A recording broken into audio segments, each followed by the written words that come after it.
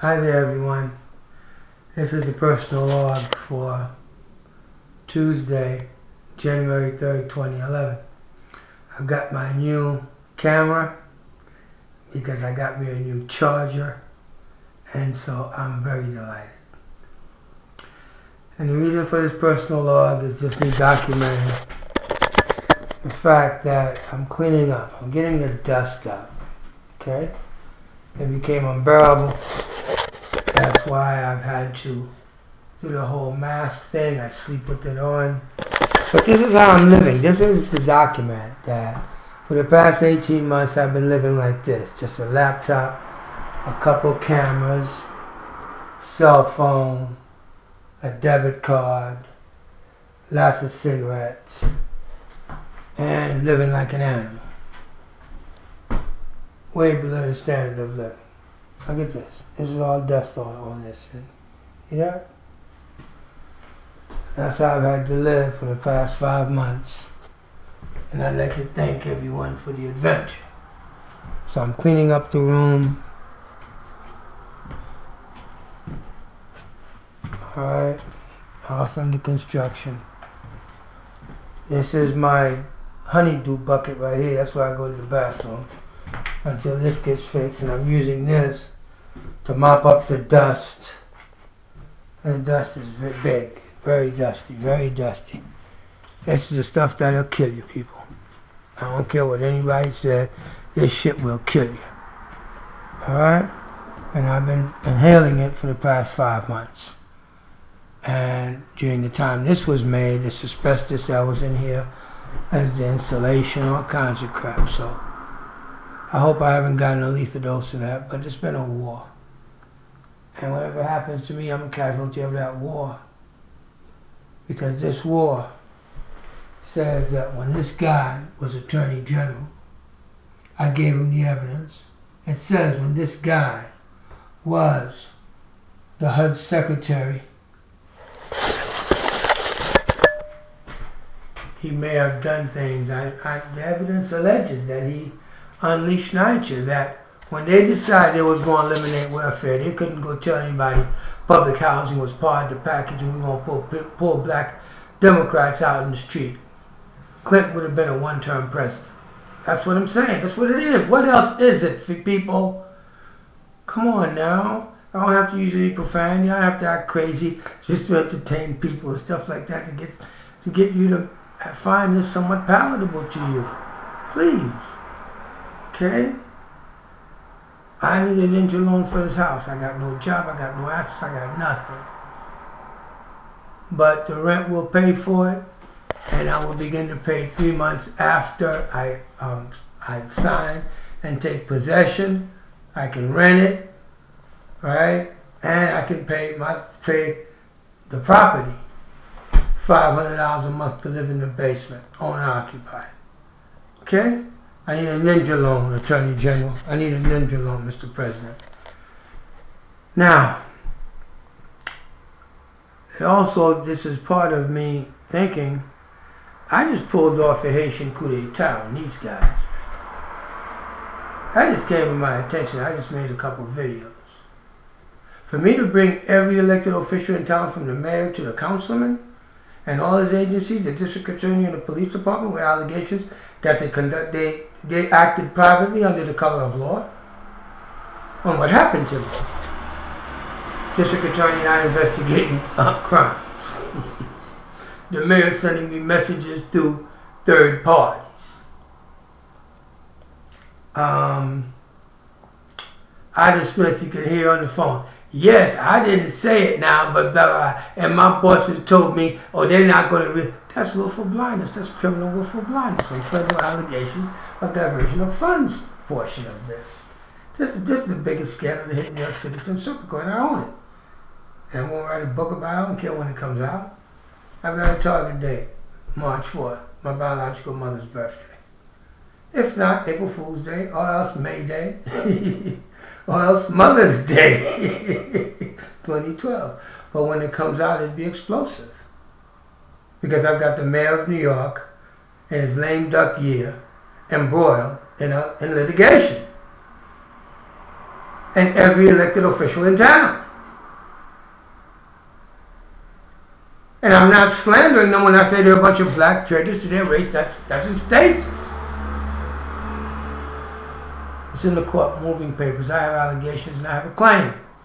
Each elected official, $1 million each is what I'm asking you to honor when the judge honors my demand for it. I don't want you to fight it too much, because I want to get out of here, man. Get out of your hair. The Dryce Mercenary Political Action Committee will make sure you are never stand in power, because you guys have acted under the color of law. You guys are criminals. And those are my allegations, and all of the referrals from the VA and all that. I've been piling them up to give them to a judge so a judge can tell the Justice Department to get a move on this.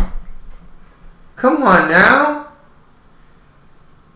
I'm nowhere near tired, because I already know and I'm prepared and programmed to take the Obama administration of HUD, the U.S. Census, and the U.S. Department of Human Resources to court in federal district court. The U.S. Department of Human Resources got to stop funding these guardians ad litem for people who are not incapacitated. That's a misuse of mental hygiene laws. NYCHA cannot move a piece of paper on somebody with a third grade reading level that's going before a judge in a holdover proceeding, and he said they cannot prosecute. HR comes in and says, bang, we'll go ahead and take care of them. Bang, we'll saddle you with a guardian. Oh, I got a GAL. Negro, you stupid if you take one. Wow. Mayor Bloomberg, let me come to your defense now. This is the defense of Mayor Bloomberg, and I'm a legend. I think he's doing a great job, and all the bougie Negroes that are black politicians want to see the dumb project Negroes, these poor embarrassments to America and to the black race, out of public housing. They're going to eliminate, they'll get rid of it. They just close their eyes. I ain't hearing nothing. I don't see nothing. I ain't saying nothing.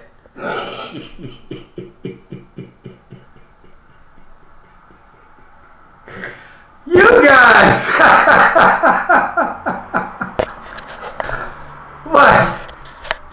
Mayor Bloomberg made a business decision, because if he doesn't, somebody will probably find out that the mortgage debacle wasn't really the only one. That there was a public housing debacle too, because public housing was closed. Not that many people died, and in a recession and all that, ain't nobody moving out of public housing.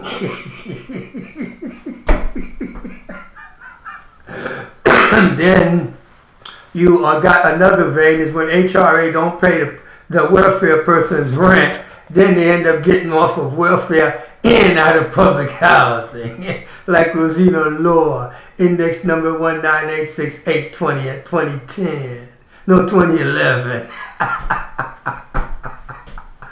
Yeah, then you got the Section 8 to where one by one you eliminate an apartment out of a building and turn it from NYCHA to Section 8. Then you sell off the building to a nonprofit that can get federal funds. And you ain't even got to do that if you federalize 21 developments of New York City and New York State assets, and I ain't heard nothing about how New York State residents were compensated. But the governor gave it away. That was his baby from HUD. You guys are so freaking smart. And no one's going to listen to me because I'm supposed to be crazy. Look at how I'm acting. But in court, I get very, very, very serious. I'm a consummate actor. Amateur. That's an amateur actor. That's right. I'm an amateur actor. Look at me. I'm doing it on videos. I interview people. I'm doing something. And it's for the good of the weak, the poor, and the defenseless. And the only way I can harvest it. Take a real good look. It's by offering you the hides of all of your victims in the bright light of day. See what the judge says. Over 60,000 families, my friend. Congratulations, y'all did a great job.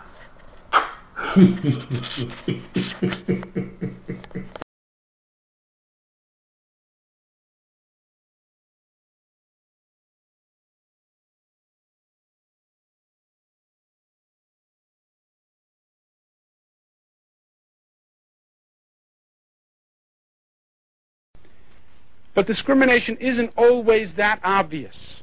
It's sometimes more subtle, but in many ways more insidious. And institutionalized discrimination that's hidden behind a smiling face. Housing agents who say, well, there are no vacancies right now. That you just didn't qualify for the mortgage because your financial credit history wasn't good enough. Last year, the Federal Reserve Board found African Americans are denied credit for homes at twice the rate white Americans are. And it is pervasive. It's what we found in the banking case in Texas, SacuBank in Texas. Discrimination in lending, discrimination in rendering mortgages. The bank has agreed to change its practices, as you heard from the Assistant Secretary. The bank has also agreed to a $2.1 billion agreement where they'll make $2.1 billion available to families who are low and moderate income across the country for mortgages. About 15,000 low and moderate income people will now be able to buy their own home because of the settlement we announced today. $2.1 billion is by far the largest settlement ever rendered to the federal government to settle a fair housing case. And in closing, the message of today is clear. You've heard it from a number of us now. This is a nation of laws, and this administration will enforce the laws. We'll take questions at this time. Yes, sir. So this company will end up loaning this money and presumably... Well, $2.1 billion that would not have been available to families of low and moderate income, low and moderate income families across the country. About 15,000 families we estimate will get mortgages who would not have gotten mortgages otherwise.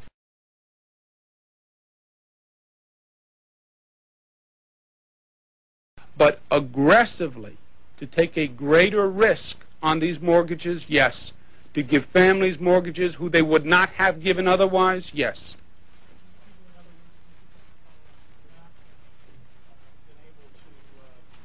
Get the loans at all. They wouldn't have... They would not have qualified but for this affirmative action on the part of the bank, yes.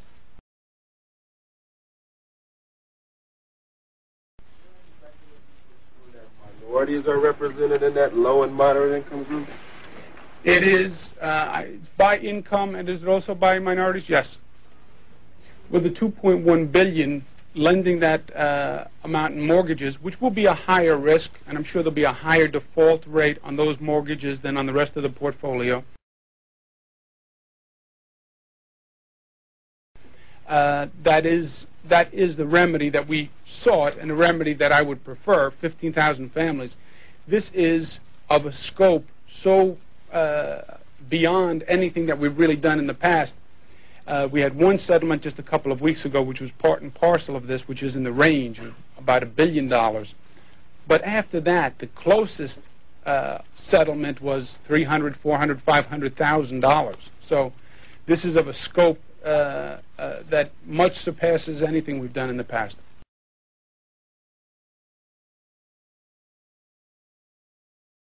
There was the Community Reinvestment Act, or CRA, passed in 1977 during Jimmy Carter's first year in office. The law increased oversight of financial institutions to ensure that they were giving credit to low-income families. We're going to make sure those banks do it and they don't discriminate.